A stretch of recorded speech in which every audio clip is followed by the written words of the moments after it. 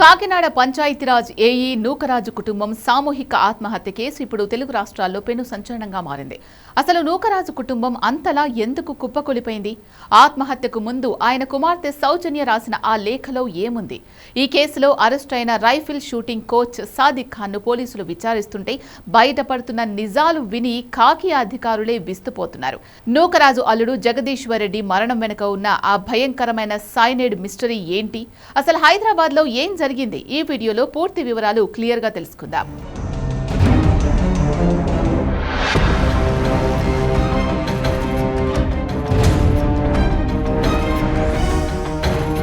పిఠాపురం పంచాయతీరాజ్ ఏఈగా పనిచేస్తున్న తిల్లపుడి నూకరాజు గారు ఆయన భార్య మీనా, కుమార్తె సౌజన్యతో కలిసి రాజమహేంద్రవరం గోదావరి బ్రిడ్జ్ పైనుంచి దూకి ఆత్మహత్య చేసుకున్న సంగతి మనందరికీ తెలిసిందే. ఈ ప్రమాదం నుండి నూకరాజు మనవడు కార్తికేయరెడ్డి మాత్రమే ప్రాణాలతో బయటపడ్డాడు.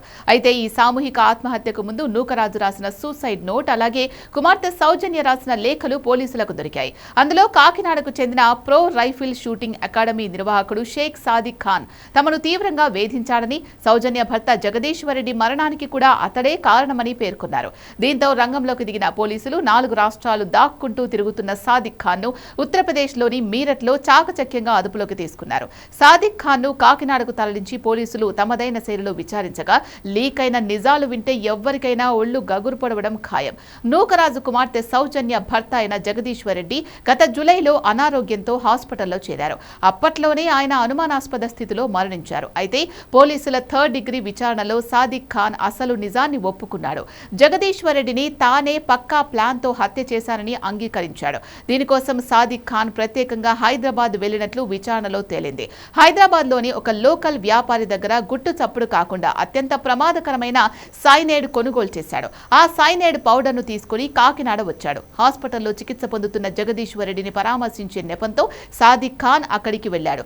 జగదీశ్వర్ రెడ్డి ఆరోగ్యంగా కోలుకోవడానికి బలానికి ఉపయోగపడుతుందని చెబుతూ ఒక ప్రోటీన్ పౌడర్ డబ్బాను అతనికిచ్చాడు. కానీ ఆ ప్రోటీన్ పౌడర్లో సాదిక్ ఖాన్ అంతకు ముందే హైదరాబాద్లో కొనుగోలు చేసిన ప్రాణాంతకమైన సైనైడ్ ను కలిపేశాడు. అది తెలియని జగదీశ్వర్ రెడ్డి ఆ ప్రోటీన్ పౌడర్ను పాలల్లో కలుపుకొని తాగడం వల్ల సైనైడ్ ప్రభావంతో శరీరం అంతటా విషం పాకి తక్కువ టైంలోనే ఆసుపత్రి బెడ్ పైనే ప్రాణాలు విడిచాడు.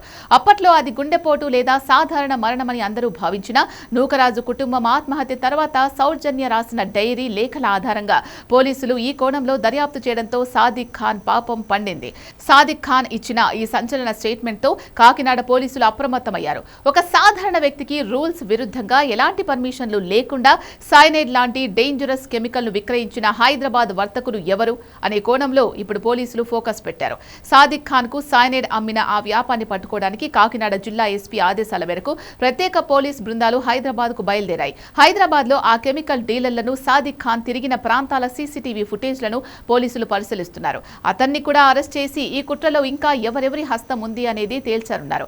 నమ్మకంగా ఉంటూనే ఒక నిండు సంసారాన్ని, అల్లుడిని సైనైడ్ ఇచ్చి చంపి చివరకు ఏఈ నూకరాజు కుటుంబం మొత్తం నదిలో దూకి చనిపోయేలా చేసిన ఈ సైకో సాదిక్ ఖాన్ కు ఎలాంటి శిక్ష పడాలో కామెంట్ సెక్షన్ లో తప్పకుండా తెలియజేయండి.